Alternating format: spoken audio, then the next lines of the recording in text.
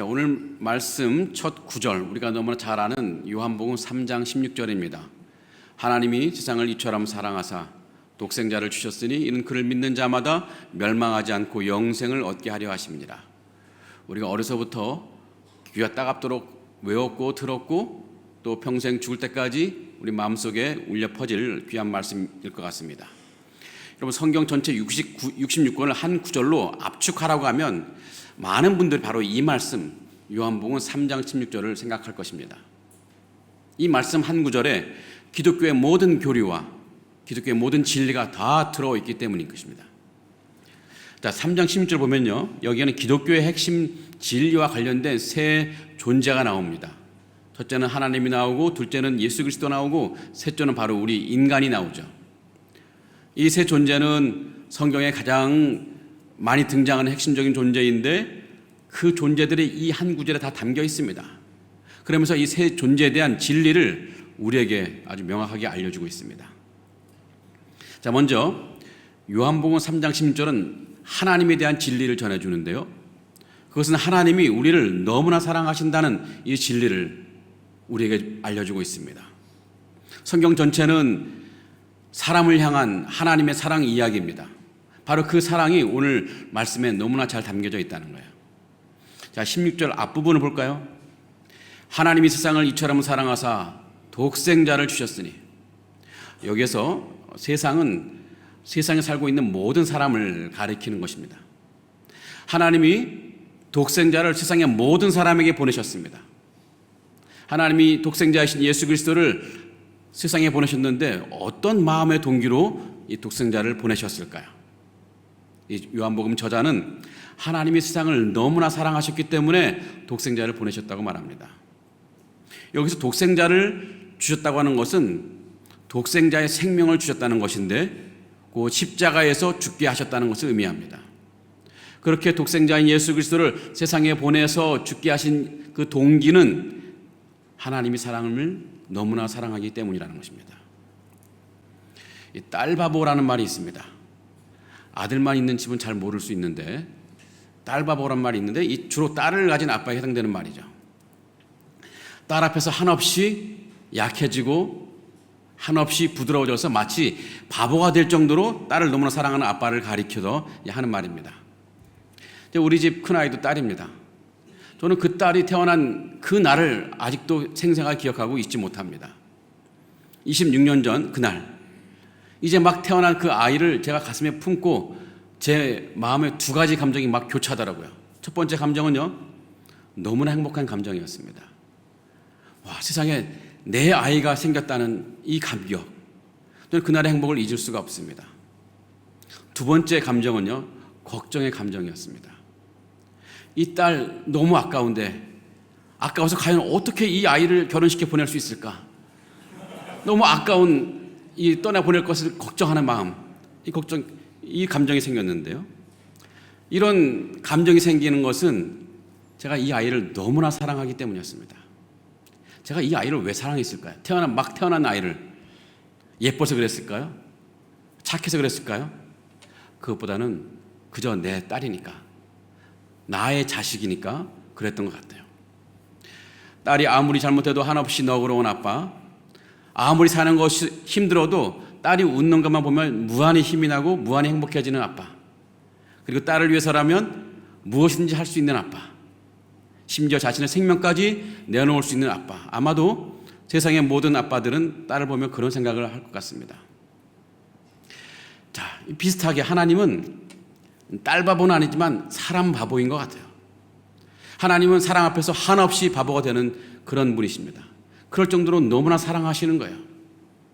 사람이 하나님께 잘못했을 때 이게 하나님이 혼내기도 하지만 그 바탕에는 엄청난 사랑이 깔려 있습니다.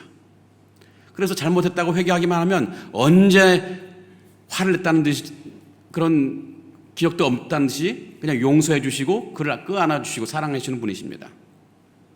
이스라엘의 역사를 보면 이스라엘이 하나님을 배신하고 원망한다 할지라도 그 죄를 지을 때 심판하지만 그들이 회개하고 돌아올 때면 언제라도 용서해 주시고 복을 주시고 사랑을 베푸시는 하나님이셨습니다. 사도 요한은 하나님이 세상을 정말 사랑하신다고 하면서 얼마나 세상을 사랑하시는지 알려주시는데요. 오늘 말씀 보면은 하나님이 세상을 이처럼 사랑하사 독생자를 주셨으니 라고 말합니다. 하나님이 세상을 사랑하시는데 어떻게 얼마나 사랑하시냐면 이처럼 사랑하신다는 것입니다. 이처럼. 그럼 이처럼이 의미하는 것이 뭘까요? 두 가지를 생각해 볼 수 있는데, 첫 번째 그것은요, 하나님의 그 사랑이 엄청난, 정말 한이 없으신 세상에서 가장 큰 사랑으로 사랑하신다는 것입니다. 세상 그 어느 것도 비교할 수 없는 가장 큰 사랑으로 하나님은 사람을 사랑하신다는 거예요. 여러분, 사랑의 크기를 잴 수 있을까요? 내가 이 사람을 얼마나 사랑하는지 알 수 있을까요? 내가 아내나 남편을 얼마나 사랑하는지 혹시 재본 적 있습니까? 어떻게 재보는지 모르시죠? 사랑의 크기는 내가 그에게 얼마나 많은 것을 내어줄 수 있느냐와 비례하는 것 같습니다.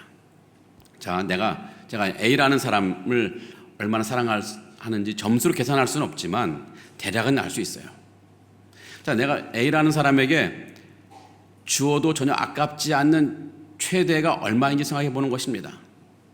만약 제가 누군가에게 A라는 사람에게 100만 원 정도는 괜찮아, 100만 원 정도 괜찮아 줘도 아무런 아깝지 않은 생각이 들 거야. 하지만 200만 원을 준다? 좀 이게 아까운데 주저 하는 마음이 있습니다. 그러면 그 사람을 향한 나의 사랑은 100만 원과 200만 원 요 사이인 거예요. 하지만 여러분 자녀에게는 여러분 재산 전부나 설령 여러분의 생명을 주어야 한 그런 상황이 온다 할지라도 다 내어주겠죠? 주겠죠? 반응이 별로 없어요. 안 줄 것 같은데? 자, 그게 준다고 한다면, 여러분 생명을 줄 수 있다면 여러분은 그 자녀를 진정 한없이 사랑하는 것입니다. 제한 없이 사랑하는 거예요. 자, 그렇다면 하나님은 우리 사람을 얼마나 사랑하실까요? 자신의 모든 것을 내어주실 정도로 사랑하십니다. 왜냐하면 하나님은 독생자의 생명을 우리에게 내어주셨기 때문입니다. 독생자의 생명은 곧 하나님 자신의 생명과도 같아요. 삼위일체 하나님이시기 때문에 성자가 이 땅에서 십자가에 죽으시는 것은 성부, 성자, 성령 하나님이 자신을 내어주어 죽게 하신 것과 다름이 없습니다. 자신을 내어주시는 그 사랑, 자신의 생명을 내어주시는 그 사랑보다 더 큰 사랑이 어디 있겠습니까? 하나님은 세상에서 가장 큰 사랑으로 우리 사람을 사랑하시는 거예요. 자, 두 번째는요, 이처럼에 암시된 하나님의 사랑은 무엇일까요? 그것은 변함이 없는 사랑입니다.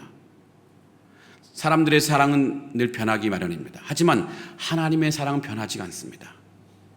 하나님은 사람이 사랑스럽지 않을 때도 여전히 사람을 사랑하시는 거죠. 사랑받을 자격이 없는 상황일 때도 하나님은 사람을 사랑하십니다.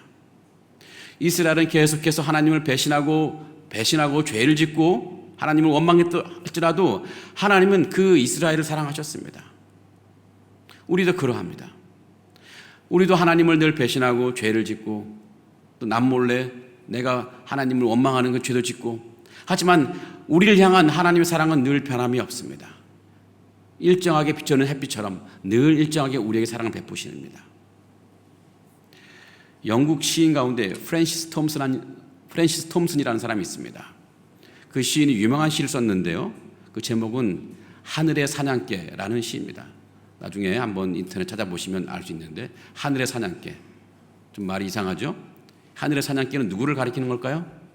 그 시인은 바로 하나님을 가리켜서 하늘의 사냥개라고 말합니다. 그 시인은 그 시에서 이렇게 말하고 있습니다. 나는 그분에게서 도망쳤다. 밤과 낮의 그늘 속으로. 나는 그분에게서 도망쳤다. 수많은 세월 동안을. 나는 그분에게서 도망쳤다. 내 마음의 미로 속으로. 그리고 눈물과 흘러가는 웃음 속에서 그를 피해 숨어 있었다고 말합니다. 이렇게 시인은 하나님으로부터 도망치고 도망칩니다. 하나님을 부인하고 도망치고 온갖 죄를 지며 도망칩니다. 하지만 하나님은 사냥개처럼 포기하지 않습니다. 끝까지 시인을 추적해 갔습니다. 잡힐 때까지 추적합니다. 결국 인생의 밑바닥에서 허덕이던 이 시인 자신에게 하나님 찾아와 주셔서 깨닫게 하시고 죄를 사해 주시고 자신을 구원해 주셨다고 고백합니다. 하나님의 사랑은 우리가 어떠하든지 변하지 않고 포기하지 않는 사랑이라고 말할 수 있습니다. 맞는 거죠. 하나님의 사랑은 우리가 어떠하든지 변하지 않습니다. 우리가 잘났든 못났든, 우리가 어떤 죄를 지었든 뭐 하든 간에 하나님의 우리를 향한 사랑은 변하지 않습니다. 여러분, 자식이 아무리 미운 짓을 해도 부모의 사랑이 바뀌지 않은 듯이 사람이 어떤 모습으로 있다 할지라도, 어떤 일을 한다고 할지라도 사람을 향한 하나님의 사랑은 조금도 변함이 없습니다. 그것이 이 철학에 담겨져 있는 두 번째 의미입니다. 자, 그런데 하나님은 왜 그토록 사람을 사랑하시는 걸까요? 왜 그 엄청난 사랑으로, 또 변함없는 사랑으로 사람을 그토록 사랑하시는 것일까요? 마치 하늘의 사냥개처럼 결코 놓치지 않는 그 심정으로 사람을 사랑하시는 걸까요? 그것은 사람이 하나님에게 너무나 소중한 존재이기 때문입니다. 사람은 하나님께서 독생자를 내어주실 정도로 너무나 소중한 존재입니다. 사람이 하나님의 소중한 존재인 것은 사람이 예뻐서가 아니에요. 착해서도 아니에요.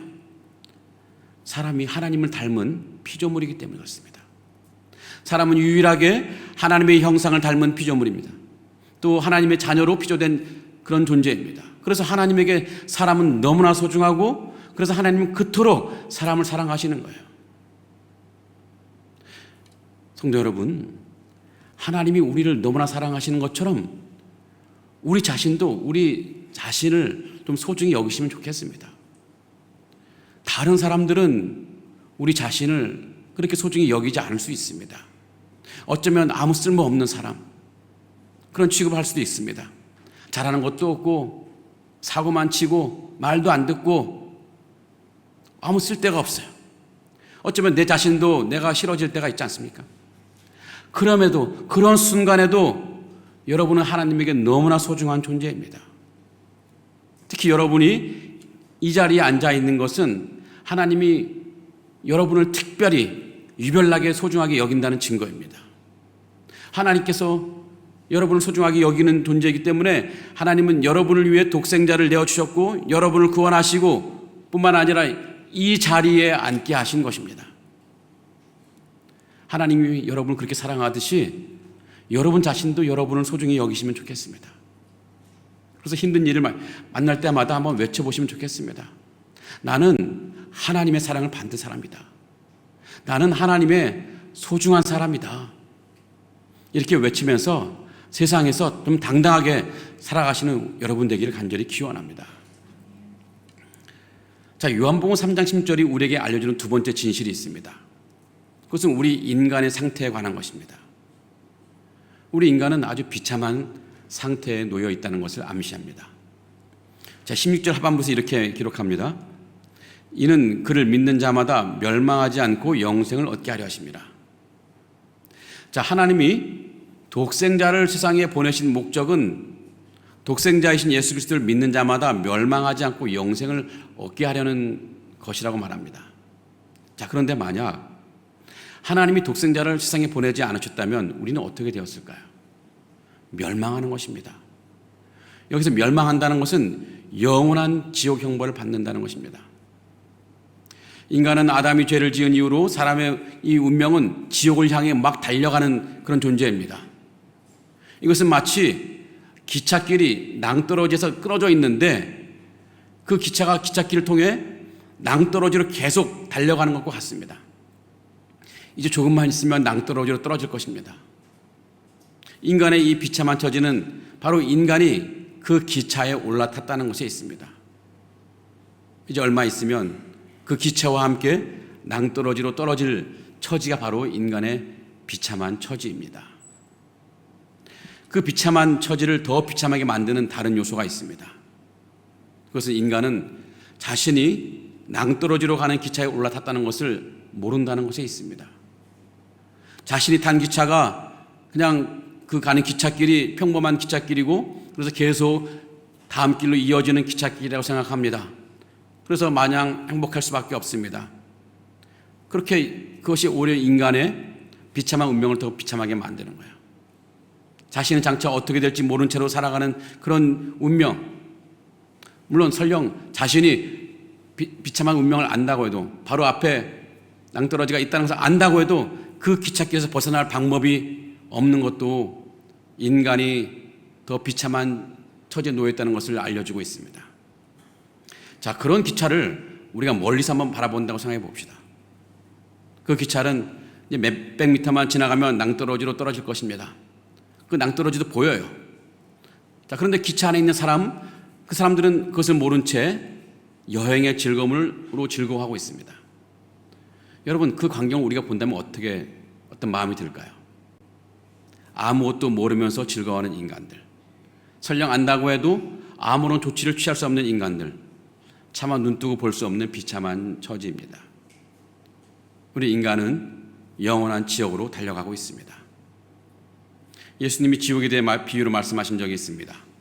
부자와 나사로 비유인데요. 누가복음 16장 24절에서 지옥에 떨어진 한 부자가 한탄하는 그런 내용이 나옵니다. 거기 이런 말씀이 있습니다.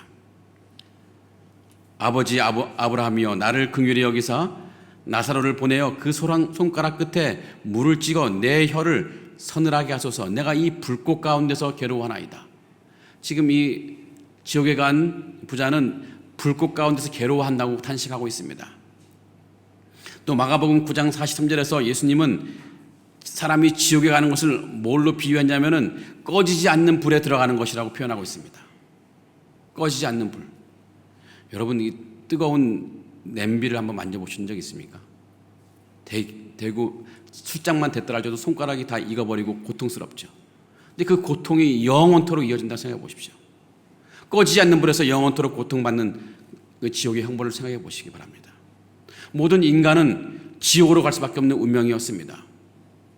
왜냐하면 인간은 죄인이기 때문입니다.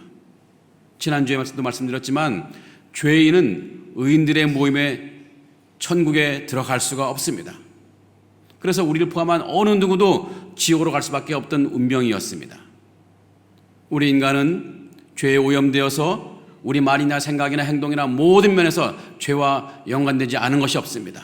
아무리 오랜 수련을 하고 고행을 한다 할지라도 죄에 오염된 우리 심성을 닦아낼 수가 없습니다. 변화시킬 수가 없어요. 절제는 할 수 있을 것입니다. 여러분, 수도원의 수도사나 이 절의 스님들은 다른 사람들보다 아마 죄를 덜 지을 가능성이 높습니다.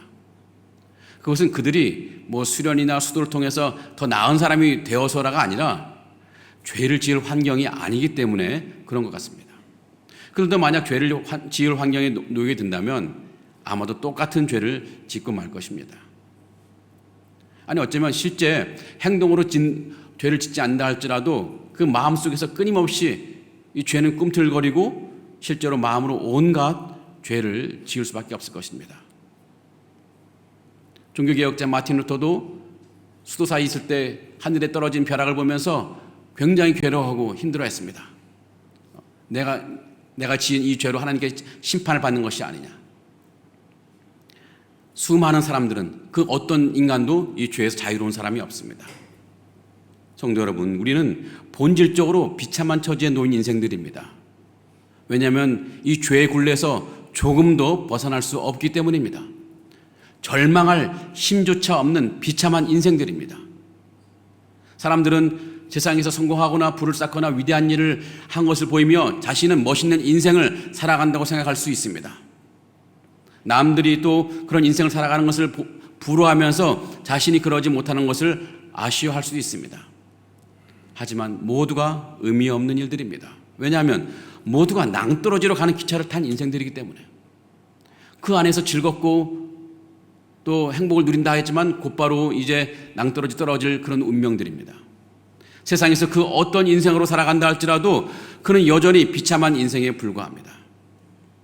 이것이 요한복음 3장 16절이 암시하는 우리 인간에 대한 통찰입니다. 자, 요한복음 3장 16절이 우리에게 말씀하시는 세 번째 진리가 있습니다. 그것은 예수 그리스도에 관한 것입니다. 예수 그리스도가 유일한 구원의 통로라는 것입니다. 이 말씀을 다시 한번 읽어보면요, 하나님이 세상을 이처럼 사랑하사 독생자를 주셨으니 이는 그를 믿는 자마다 멸망하지 않고 영생을 얻게 하려 하십니다. 하나님은 사람을 너무나 사랑하셨습니다. 그런데 인간은 너무나 비참한 처지에 있습니다. 하나님의 무한한 사랑과 인간의 비참한 처지가 결국 한 곳에 만남의 광장에서 만났습니다. 그 만남의 광장이 바로 예수 그리스도입니다. 하나님의 사랑은 인간의 비참한 처지를 그냥 내버려 두지 않으셨습니다. 독생자인 예수 그리스도를 통해서 이 비참한 처지를 가장 복된 처지로 바꾸어 놓으셨습니다. 인간의 비참한 운명에 서광이 비친 것입니다. 여러분, 서광이라고 하는 것은 해가 막 떠올라서 날이 밝아올 때 비치는 새벽빛입니다. 어떤 군인이 군대에서 밤새도록 추위에 떨며 경계를 서고 있습니다. 그런데 문득 멀리 동쪽으로부터 빛이 비춰옵니다. 어둠이 걷히고 세상이 점점 밝아오고 있습니다. 그 빛이 밤새 경계를 선 군인에게 얼마나 큰 기쁨이 되겠습니까? 바로 예수 그리스도는 어둠으로 가득한, 멸망으로 가득한, 죄악으로 가득한 세상에서 서광과 같은 분이십니다. 인류에게 말할 수 없는 기쁨을 준 분이십니다. 바로크 시대의 음악가 요한 세바스찬 바흐에게 유명한 칸타타 곡이 있습니다. 얼마 전에 우리 교회 찬양대가 부른 적도 있는데요. 그 곡은 예수 인간 소망의 기쁨이라는 곡입니다. 예수 인간 소망의 기쁨. 이 제목의 의미는 예수님이 인간이 소망하는 가장 큰 기쁨이라는 것입니다. 인간이 바랄 수 있는 가장 큰 기쁨, 그것은 곧 예수라는 것입니다. 다른 것이 인간의 기쁨이 아니라 오직 예수만이 우리에게 가장 큰 기쁨이라고 이 요한 세바스찬 바흐는 우리에게 노래해주고 있습니다. 왜냐하면 예수님을 통해 가장 비참한 처지에 놓인 우리 인간이 가장 간절히 바라는 그 구원을 받았기 때문입니다. 하나님이 독생자를 세상에 보내셔서 비참한 운명에 처한 사람으로 하여금 멸망하지 않고 영생을 얻게 하셨는데, 그런 영생으로 바뀌는 이 운명, 이것이 가장 큰 기쁨이라는 거죠. 이것을 바로 예수 그리스도가 이루어 놓으신 거죠. 자, 그런데 우리 인간이 하나님이 마련해 놓으신 영생의 길을 가기 위해서 가기 위한 조건이 하나 있습니다. 오늘 말씀 보면은 그를 믿는 자마다라는 말이 있습니다. 그를 믿는 자마다 멸망하지 않고 영생을 얻게 하려 하십니다. 그를 믿는 자마다, 이 말이 굉장히 중요해요. 이 말이 암시하는 것이 몇 가지가 있는데, 첫 번째로는요, 차별이 없다는 것입니다. 누구라도 예수 그리스도를 믿으면 멸망하지 않고 영생을 얻는다는 것인데, 아무리 흉악한 범죄자라 할지라도 그를 믿기만 하면 멸망하지 않고 영생을 얻는다는 것입니다. 심지어 인류에 가장 해악을 끼친 사람이라 할지라도 그 사람이 예수 그리스도를 믿기만 하면 구원을 받고 영생을 받습니다. 우리의 머리로서는 다 이해할 수 없지만, 우리의 양심으로는 다 이해할 수 없지만, 하나님은 그 사람마저 사랑하시는, 차별이 없는 사랑을 베푸시는 것입니다. 어떤 분은 심각하고 흉악한 죄를 지은 사람은 결코 천국에 갈 수 없다고 단언합니다. 그래서 저런 인간이 천국에 간다면 나는 그 천국에 안 가겠다고 말하는 경우도 있죠. 그 말은 저 흉악한 사람은 결코 천국에 갈 수 없다고 판단하는 것인데요, 참으로 오만한 말입니다. 우선 구원의 여부는 오직 하나님이 결정하시는 것인데, 인간인 자신의 기준으로 다른 사람의 구원 여부를 판단하는 것은 너무나 오만한 일입니다. 또한 그런 판단은요, 남의 눈 속에 있는 티끌을 보면서 정작 자신의 눈 속에 있는 들보는 보지 못하는 오만함의 산물일 것입니다. 제가 늘 말씀드리지만, 이 땅에 살아가는 모든 사람은 누구라도 죄인인데 누구의 죄가 더 크냐 따지는 것은 정말 도토리 키재기입니다. 여러분, 도토리들 사이에 그 키가 차이가 날 수 있어요. 1mm 크고 1mm 작을 수 있어요. 하지만 우리 인간들 보기에는 다 그게 그거 아닙니까? 사람의 죄가 아무리 흉악하고 혹은 사람이 아무리 선한 것을 행하며 산다 할지라도 하나님 보시기에는 다 그것이 그것입니다. 도토리 키재기에 불과해요. 모두가 똑같은 죄인에 불과합니다. 그러기에 다른 사람에 대해 구원이 있느냐 없느냐 하는 말은 너무나 오만한 말이죠.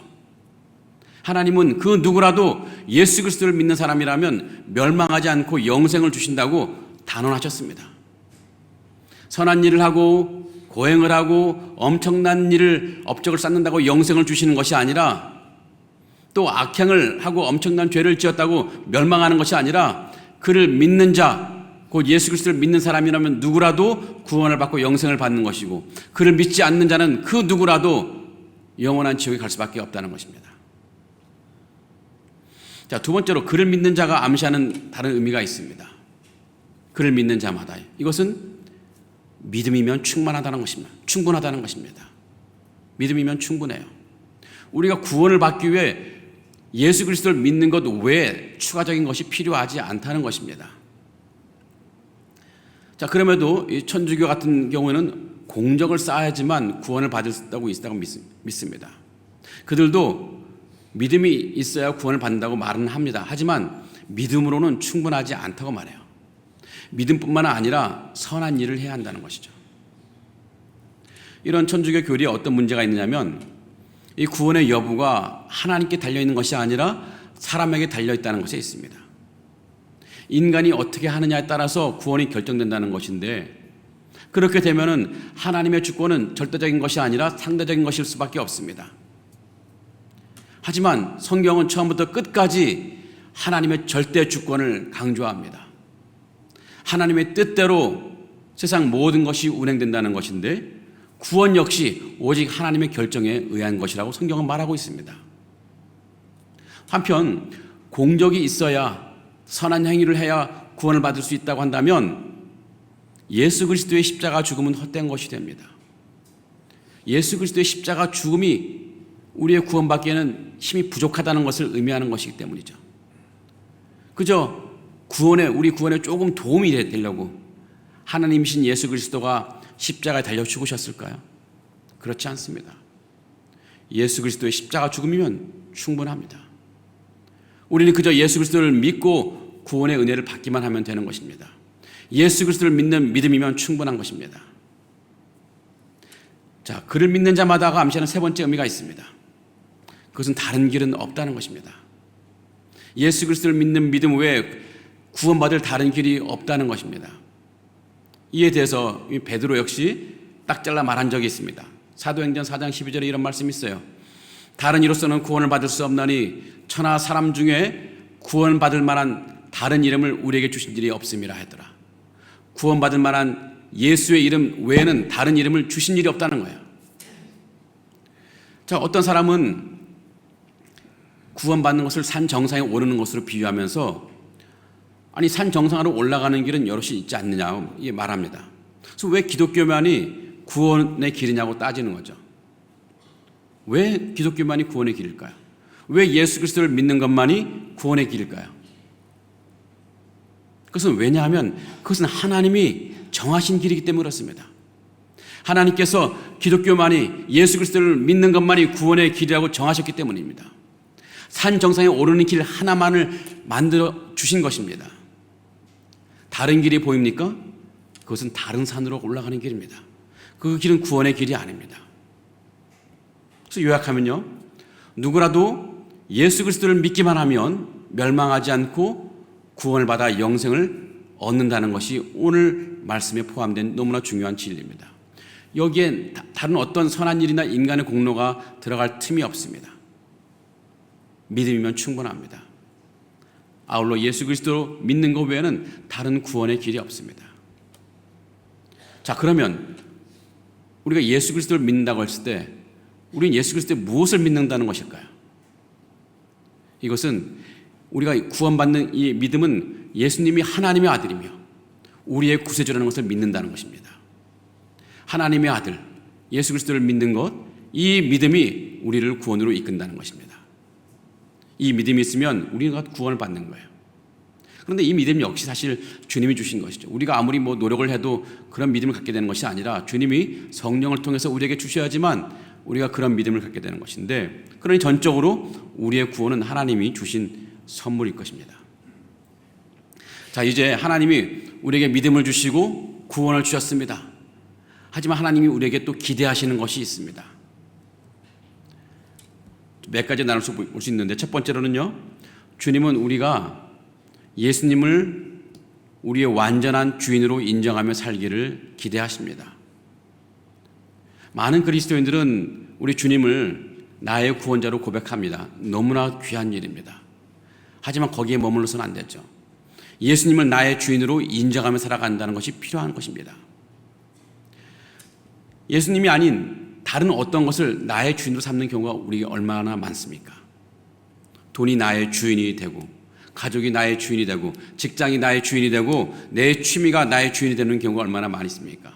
주님은 우선순위에 많이 밀려있는 경우가 얼마나 많이 있습니까? 무엇을 결정할 때 주님은 고려 대상이 아닌 경우가 많죠. 스케줄을 정할 때 주일 예배는 드린 것은 한참 우선순위에 밀려 있습니다. 가정 재정을 결정할 때 주님께 드릴 헌금이 우선순위에 밀려 있습니다. 무엇인가를 결정할 때 주님의 뜻에 합당한 것인 생각하지 않고 먼저 내게 얼마나 유익한가를 먼저 생각한다면 그것은 주님이 우리 안에 주인이 되는 것이 아닙니다. 주님은 우리 삶의 진정한 주인이 되기를 원하십니다. 무엇을 하든 주님이 기뻐하시는 일인가, 주님의 뜻에 합당한 일인가를 먼저 고려하는 것, 또 주님이 맡기신 사명인 내 삶의 우선순위에 밀리지 않고 늘 앞자리에 있는 것, 이런 것들이 주님을 우리 삶의 주인이 되게 하는 것입니다. 성도 여러분, 주님은 우리 삶의 진정한 주인이 되기를 원하십니다. 나에게 손해가 되고, 나에게 아픔이 되고, 나에게 시련이 된다 할지라도 주님이 우리 주인 되는 삶을 살아가시면 좋겠습니다. 우리가 주님을 우리의 진정한 주인으로 섬길 때 그때는요, 우리는 우리 힘으로 살아가는 것이 아닙니다. 주님의 능력으로 살아갑니다. 그래서 손해보는 것 같지만 결국은 손해가 아닙니다. 실패하는 것 같지만 결코 실패가 아닙니다. 주님은 분명히 우리를 통해 귀한 일을 이뤄내실 것이고 우리 삶을 선하게 인도하실 것입니다. 우리 삶의 주인으로서 우리 삶을 아무렇게나 내팽겨 주실 분이 아니라는 것입니다. 주님이 우리에게 기대하시는 것 두 번째는요, 주님은 우리가 살아가는 동안 여러 가지 일로 근심하거나 염려하지 않고 우리의 모든 것을 주님께 맡기기를 기대하십니다. 주님을 의지하기를 기대하시는 거예요. 주님께 어깨를 기대기를 원하시는 거예요. 여러분, 히치하이킹이라는 것을 아십니까? 히치하이킹?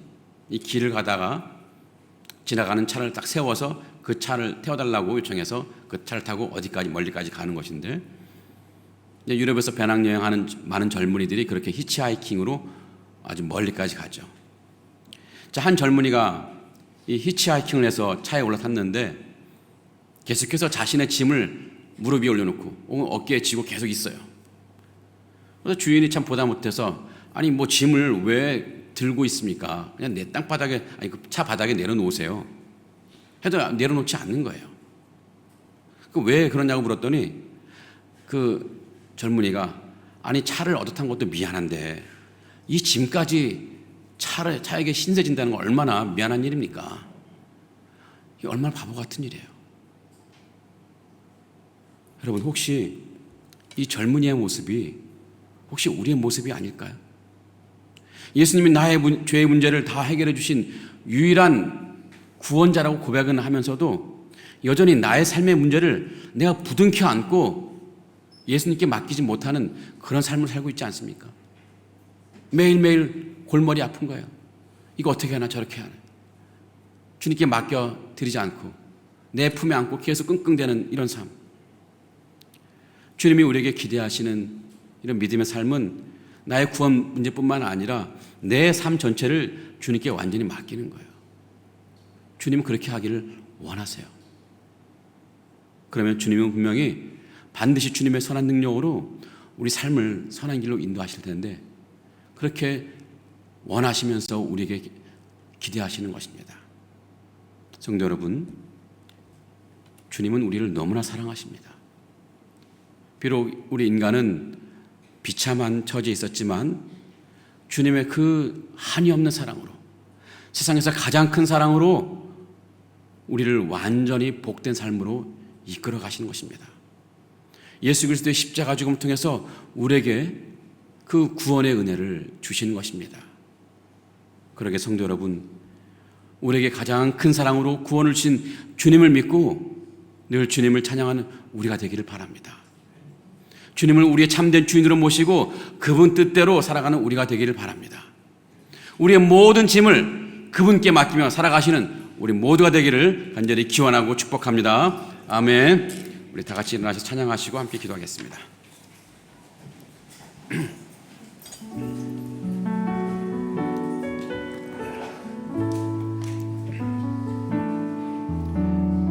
주여, 우린 연약합니다. 우린 오늘을 힘겨워 합니다. 주 뜻 이루며 살기엔 부족합니다. 우린 연약합니다. 우린 넘어집니다. 주여, 우린 넘어집니다. 오늘 하루도 또 실수합니다. 주의 긍휼을 구하는 죄인입니다. 우리 주만 바라봅니다. 한없는 주님의 은혜 온 세상 위에 넘칩니다. 가릴 수 없는 주 영광 온 땅 위에 충만합니다. 주님만 이기리오니 우린 그 길 따라갑니다. 그날에 우리를 이루신 주는 완전합니다. 한없는 주님의 은혜, 한없는 주님의 은혜 온 세상 위에 넘칩니다. 가릴 수 없는 주 영광 온 땅 위에 충만합니다. 주님만 이기리오니 우린 그 길 따라갑니다. 그날에 우리를 이루신 주는 완전합니다. 이 시간 함께 기도기를 원합니다. 우리 합심점을 같이 읽고 기도할 텐데요. 한번 합심점 보여주시겠습니까? 같이 읽겠습니다. 우리를 사랑하시되 한이 없는 사랑으로 변함없는 사랑으로 사랑하시는 하나님을 더욱 믿고 의지하는 우리가 되게 하옵소서. 아멘. 우리의 구원을 위해 십자가를 지신 예수 그리스도를 영원토록 찬양하며 그분을 세상과 가족에게 담대하게 전파하는 우리가 되게 하옵소서. 아멘. 상하이 한인연합교회 예배초서 이전과 관련한 모든 것을 주님께 맡겨드리니 주님의 선한 능력으로 우리 교회를 선한 길로 인도하여 주옵소서. 아멘. 이런 기점을 가지고 저를 따라하면 주님 부르시고 기도하겠습니다. 주여 은혜를 주옵소서. 주여 은혜를 주옵소서. 함께 기도하시겠습니다. 좋으신 하나님, 우리를 너무나 사랑하시고 우리를 깊이 사랑하셔서 한없이 사랑하셔서 귀하신 독생자를 내어주시고 십자가 달리게 하셔서 우리를 구원하신 주님의 은혜를 사랑을 찬양합니다. 우리가 죄를 짓고 주님을 떠나도 하나님 우리가 원주님의 원수가 된다 할지라도 우리를 끝까지 포기하지 않으시고 우리를 붙잡으셔서 끝내 우리를 구원해 서게 하시는 주님의 한없는 은혜에 감사 찬양을 올려드립니다. 우리는 우리의 죄로 비참한 지경에 이르렀지만 주님의 그 큰 사랑으로 우리는 가장 복된 자로 이끄신 것을 우리가 믿고 확신합니다. 주님, 우리는 연약하여 약하게 넘어지기 쉬운 사람들입니다. 그리하여 하루하루 힘겨운 삶을 살기도 합니다. 이런 삶 가운데 살아도 낙심하거나 좌절하지 않게 하시고 주님께서 큰 사랑으로 또 변함없는 사랑으로 우리를 사랑하시고 붙드시는 주님의 그걸 더 믿고 의지하는 우리가 되게 하여 주시옵소서. 주님의 선한 능력으로 결국 우리 삶을 선한 길로 인도하신다는 것을 믿고 주님만 따라가게 하여 주시옵소서. 주님보다 더 믿고 의지했던 것을 내려놓게 하여 주시옵소서. 오직 주님만 붙드는 인생이 되게 하여 주시옵소서. 그래야 지금 살아가는 것이 아프고 힘들고 어렵다 할지라도 언젠가 주님과 함께 기쁨의 노래, 승리의 노래를 부른다니 올 줄을 믿고 더욱더 주님을 따라가는 인생 되게 하여 주시옵소서. 주님 상하이 하는 여러 길을 붙들어 주시옵소서. 이 땅에서 해야 될 수많은 일들이 있습니다. 이 사명을 감당할 때 아버지 하나님 우리 힘주시고 능력을 주시옵소서. 우리가 힘을 감당하지 못한 많은 일들 주님의 능력을 하기 원합니다. 우리를 이끌어 주시고 인도하여 주시옵소서. 우리의 모든 사역을 주님께 맡겨드립니다. 하나님 이 시간도 간구하오니 하나님 우리 교회 함께 합당한 예배를 주선하여 주셔서 그곳에서 주님께 온전한 예배를 드리며 주님의 능력으로 아버지님이 귀한 일들을 감당하는 우리 교회가 될 수 있도록 축복하여 주시옵소서. 옮겨가는 모든 과정 속에도 하나님 순적하게 아버지 이 길들을 이끌어 주시고 인도하여 주시옵소서. 능력이 많으시고 우리를 사랑하시고 참 좋으신 우리 주 하나님, 우리를 너무나 사랑하셔서 그 귀한 독생자를 우리에게 내어주시고 또 그 독생자를 십자가에 달리게 하셔서 우리를 구원해 주셨으니 주님의 그 큰 사랑과 은혜를 찬양합니다. 우리가 큰 죄를 짓고 주님을 멀리 떠나도 우리를 절대로 포기하지 않으시고 우리를 붙잡으셔서 끝내 우리를 구원의 길에 서게 하시는 주님의 한없는 은혜도 감사를 찬양 올려드립니다. 우리는 우리의 죄로 인하여 비참한 지경에 이르렀지만 주님은 그 다함없는 사랑으로 그 귀한 독생자를 내어주시기까지 그 한없는 사랑으로 우리를 가장 복된 자리로 이끄셨음을 우리가 믿습니다. 하지만 그러나 주님, 우리는 너무나 연약해서 넘어지기 쉬운 사람들입니다. 죄 가운데 넘어지고 시련 가운데 넘어지고 유혹 가운데 넘어지고 부딪히며 쓰러지는 사람들입니다. 그리하여 하루하루 힘겨운 삶을 살아가기도 합니다. 하나님, 이런 삶 가운데 우리가 있다 할지라도 낙심하거나 좌절하지 않게 하시고 이제 주님께서 그 큰 사랑으로 또 변함없는 사랑으로 우리를 사랑하시고 붙드신다는 것을 믿고 의지하며 더욱더 주님을 따라가는 인생이 되게 하여 주시옵소서. 주님의 선한 능력으로 결국엔 우리 삶을 선한 길로 인도하신다는 것을 믿고 주님만 더욱 의지하는 인생이 되게 하여 주시옵소서. 이제부터는 주님보다 더 믿고 의지했다는 것을 내려놓게 하여 주시옵소서. 주님보다 더 주인되었던 그 세상의 모든 것들을 내려놓고 오직 주님이 나의 주인만 되는 그런 인생을 살게 하여 주시옵소서. 오직 주님만 붙드는 인생이 되게 하여 주시옵소서.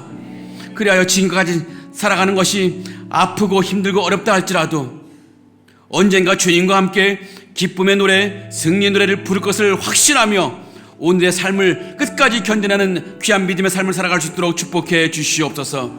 살아계신 하나님, 우리 상하이 하는 여러분께를 붙들어 주시옵소서. 이 땅에서 해야 할 수많은 일들이 있습니다. 하나님, 이 수많은 사명들을 감당할 수 있는 힘을 허락해 주시고 능력을 허락해 주시옵소서. 이를 위해서 우리가 간구하옵기는 우리 교회에 합당한 예배처소를 속히 마련해 주시고 또 이 옮겨가는 모든 과정이 순적하게 진행될 수 있도록 축복해 주시옵소서.